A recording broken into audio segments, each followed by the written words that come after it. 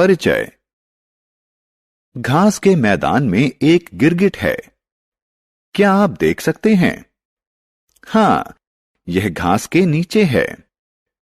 यह परभक्षियों से बचने के लिए अपने परिवेश के अनुकूल अपना रंग बदल लेता है।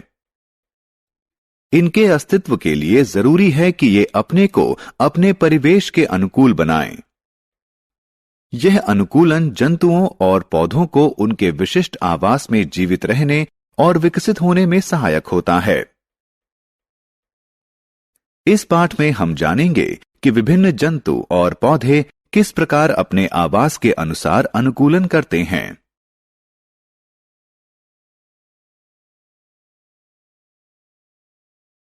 उद्देश्य। इस पाठ के अंत में आप निम्न करने में सक्षम हो जाएंगे। अनुकूलन को परिभाषित करने में, आवास के प्रकारों का वर्णन करने में, विभिन्न मरुस्थलीय जंतुओं और पौधों में पाए जाने वाले अनुकूलनों के बारे में बताने में, विभिन्न जलीय जंतुओं और पौधों में पाए जाने वाले अनुकूलनों के बारे में बताने में।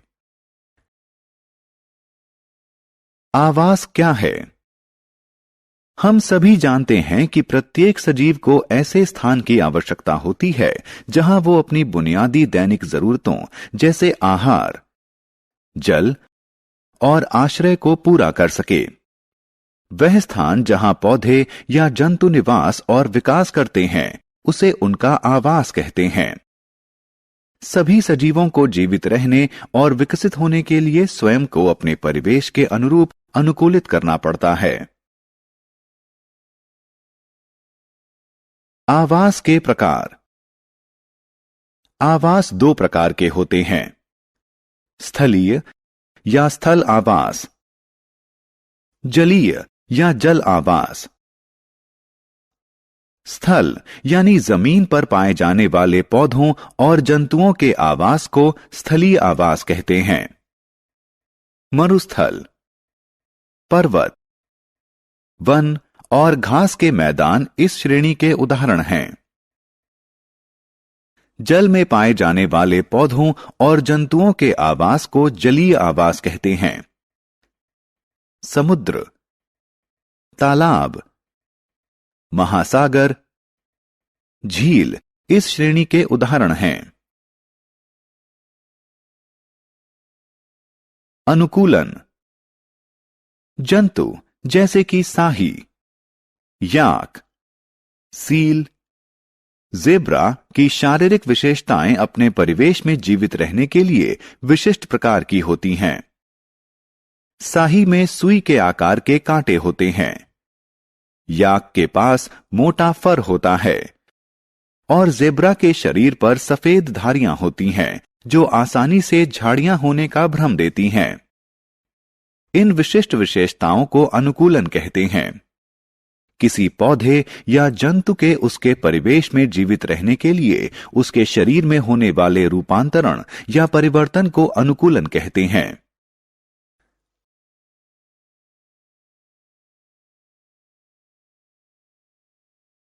मरुस्थल का अन्वेषण। छात्रों, क्या आप जानते थे कि सहारा का मरुस्थल संसार का सबसे बड़ा मरुस्थल है? यह अफ्रीका में है। मरुस्थलों में शुष्क होने का विशेष गुण होता है। वे वाष्पीकरण की उच्च दर और सीमित वर्षा के कारण शुष्क और गर्म होते हैं। मरुस्थल में रहने वाले जंतु और पौधों में इन कठिन परिस्थितियों में जीवित रहने के अनुकूल विशेषताएं होती हैं। ऊंट में ऐसे कई अनुकूलन हैं जो मरुस्थलीय आवास के लिए सबसे उपयुक्त होते हैं।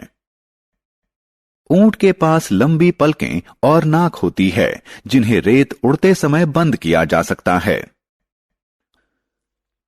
ऊंट के कुबड़ में वसा संचित रहती है जो लंबे समय में उपापचयित होती है।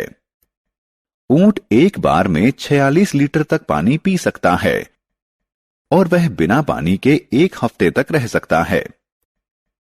ऊंट के चौड़े और चपटे पैर उसे रेत में फंसने से बचाते हैं। इसी प्रकार कैक्टस जैसे पौधे शुष्क और गर्म परिवेश में भी जीवित रहने के लिए कई अनुकूलनों का प्रदर्शन करते हैं।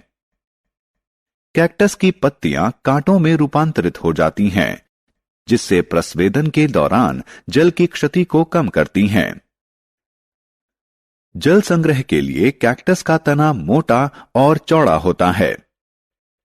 मरुस्थलीय पौधों की जड़ें मृदा से जल ग्रहण के लिए बहुत गहरी तक जाती हैं।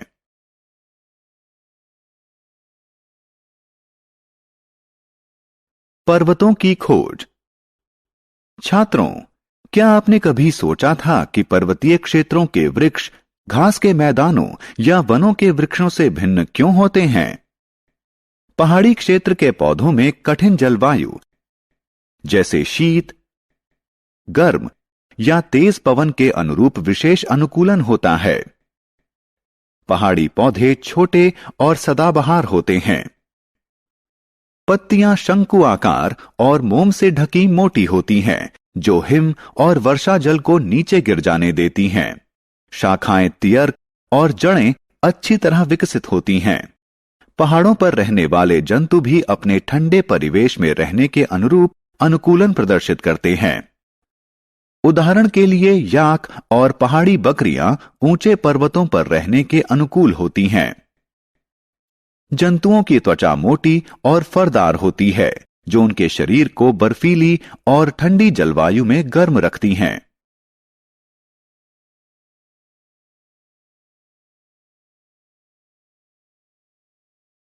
जलीय जीवों का अन्वेषण। जलीय जीवों में विशेष गुण और अनुकूलन होते हैं, जो उन्हें जलीय आवासों में रहने और जीने में सहायता करते हैं। जलीय जीवों का शरीर धारीय होता है, जो उन्हें जल में तैरने में सहायता करता है। मछलियों की पूंछ और पंख चपटे होते हैं, जो उन्हें पानी के अंदर दिशा परिवर्तन में सहायता करते हैं। मछलियां गलफड़ों के द्वारा श्वसन करती हैं।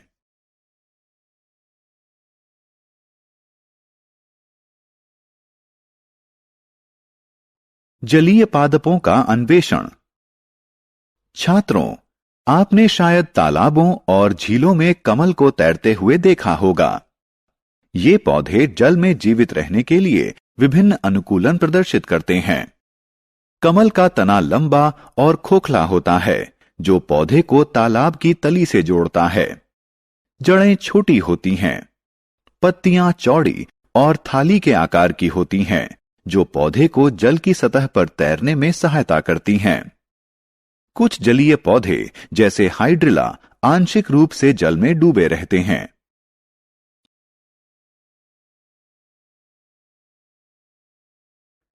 मेंढकों में अनुकूलन। मेंढक उभयचर होते हैं। वे जल और स्थल दोनों में रह सकते हैं, इसलिए उनमें जल और स्थल दोनों में रहने के अनुकूल विशेषताएं विकसित हो गई हैं। मेंढक के पास लंबा, मजबूत और जालीदार पिछला पंजा होता है, जो उसे फुदकने और तैरने में सहायता करता है।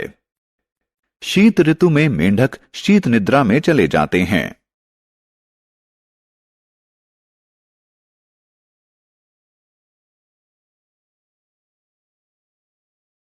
सारांश।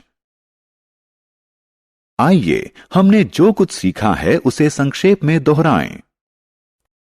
किसी पौधे या जंतु के उसके परिवेश में जीवित रहने के लिए उसके शरीर में होने वाले रूपांतरण या परिवर्तन को अनुकूलन कहते हैं। वह स्थान जहां पौधे या जंतु निवास और विकास करते हैं, उसे उनका आवास कहते हैं। आवास मुख्यतः दो प्रकार के होते हैं, स्थलीय आवास एवं जलीय आवास। ऊंट के पास लंबी पलकें और नाक वसा संचित करने के लिए कुबड़, रेत में चलने के लिए चौड़े और चपटे पैर होते हैं।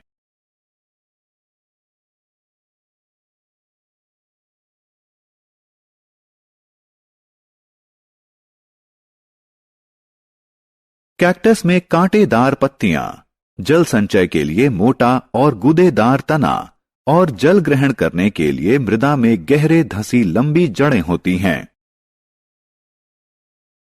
पहाड़ी पौधे छोटे और सदाबहार होते हैं। उनकी पत्तियां शंकु आकार और मोम से ढकी मोटी होती हैं। शाखाएं तियर्क और जड़ें अच्छी तरह विकसित होती हैं। पहाड़ों पर पाए जाने वाले जंतुओं के पास मोटी त्वचा और फर होता है।